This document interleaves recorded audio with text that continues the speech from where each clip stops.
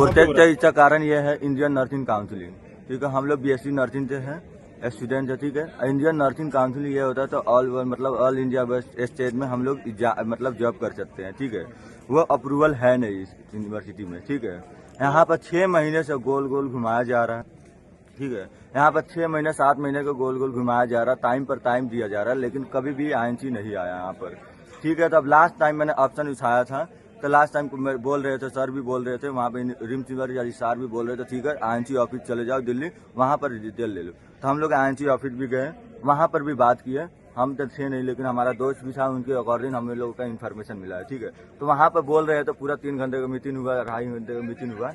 ठीक है, तो वहाँ पर मीटिंग होने के बाद बोल रहे थे, डायरेक्ट बोल रहे थे वहाँ पर कोई यूनिवर्सिटी का कोई मतलब आईएनसी अप्रूवल नहीं है, क्योंकि उसका कारण यह है तो क्योंकि यूनिवर्सिटी पर केस चल रही है। ठीक है, और केस चल रही है, किस लिए चल रही है, क्यों जवाब दिया है उससे मुझे पता नहीं है, जवाब भी नहीं मिला है। लेकिन इसका ये बोल रहे थे लेटर भी नहीं मिलेगी और वेबसाइट पर भी शो नहीं होगी, क्योंकि इसका आईएनसी मान्यता नहीं है इस यूनिवर्सिटी में। उन्होंने कल हम लोग को दिल्ली ले गया था, आईएनसी ऑफिस ले गया था दिल्ली, वो कंफर्मेशन के लिए कि मतलब तुम्हारा आईएनसी है। यूनिवर्सिटी वाले बोल रहे हैं, बट हम लोग को 10-12 बच्चों को ले गया था, उनमें से मैं भी था।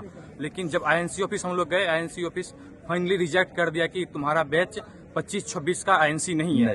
और उसके बाद हम लोग वो उस बेसिस पे आज गए रजिस्ट्रार ऑफिस, हम सारे बच्चे 100 का बैच हैं, सारे बच्चे रजिस्ट्रार ऑफिस गए और रजिस्ट्रार ऑफिस में गए। उसके बाद फिर भी रजिस्ट्रार बोल रहे हैं कि तुम्हारा आईएनसी है, वो ऐसे ही बोल रहा है आईएनसी ऑफिशियल। हमारा ऑफिशियल आईएनसी बोल रहा है कि आईएनसी नहीं है, बट हमारा रजिस्ट्रार बोल रहा है आईएनसी है। इस बेसिस पे हम लोग बोले कि हम लोग को यहाँ नहीं रहना है, इसका आईएनसी नहीं है, हमारा रिफंड कर दो। जो रिफंड मेरा है, जितना पैसा हम लोग ने लगा रखा है, 1 साल में जो बर्बाद हुआ उसका रिफंड कर दो। कितना पैसा लग जाता है? हम लोग का सेमेस्टर का ले रहा है 60,000 सेमेस्टर ले रहा है और 40,000 हॉस्टल का ले रहा है। पर सेमेस्टर 60,000 लेता है 6 महीने का, 1 साल का 2 लाख रुपया लगती है यहाँ पे। और उन्होंने और सिक्योरिटी फी अलग 8,000 लेती है और एडमिशन फी रजिस्ट्रेशन फी मिला के 15-16,000 उसका अलग लेती है।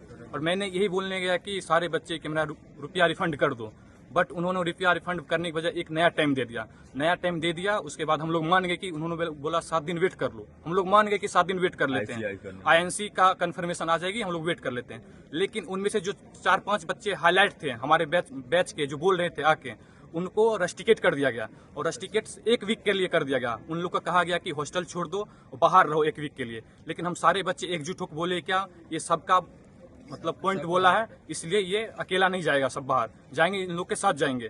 तो उन्होंने कहा कि फिर नहीं, 1 दिन के लिए भी बाहर रहना पड़ेगा। 1 दिन का झांसा देके हमारे जो साथी थे उनको यहाँ का रजिस्ट्रार, यहाँ का जो डीन है, यहाँ का हॉस्टल का वेलफेयर का डीन, वो और उसके साथ 4-5 गार्ड थे और उनके साथ एक बाहरी बंदे बुला रखे थे जो गन लेकर रखे हुए थे। बाहरी बंदे जो यहाँ का गार्ड नहीं थे, कुछ नहीं थे।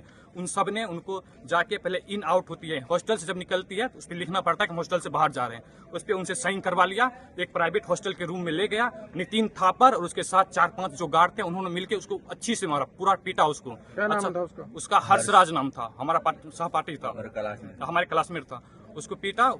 उसके बाद उसके बाहरी बंदे को यूनिवर्सिटी बुला रखा था, उसको बाइक पे लेके जा रहा था बाहर मारने के लिए, गन लेके जा रहा था, उसको जान से मार के पचा देता ताकि इसके और सब बच्चे शांत हो जाए और सब बच्चा का बात बाहर ना आए। इस डर से वो बच्चा कैसे करके भागा, ग्रुप में मैसेज डाला कि आओ मेरे साथ गलत हो रहा है।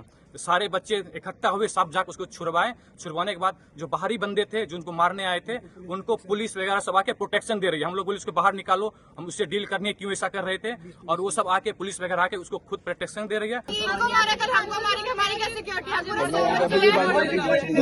आपने क्यों मारा, कहते तुम्हारे पास क्या प्रूफ है? तुम्हें और इनके पास गन और हमने खुद देखा, सुना भी है। और बाहर 10 बंदे पैलेस खड़े थे, हमारे जो दोस्त थे ना उनको भी रस्टिकेट किया, वो भी बाहर जा रहे थे। ठीक है, और वहाँ पे बाहर 10 बंदे पैलेस खड़े थे मारने के लिए, सबको बाहर मिला के मारते, सबको बाहर मिला के। उनके पास पिस्टल भी है और बंदे 2 अंदर छिपे हुए हैं। हमारी बस एक मांग है कि थापर सर जो उनको रिजाइन करो, उनको अरेस्ट करो, सीधी बात। और 10 बंदे उन पे पर्चे बनवाओ, सीधी बात है। मैं नहीं चाहता कि मैं आगे जाऊँ, यहाँ से कहीं कोर्ट जाऊँ, मुझे नहीं।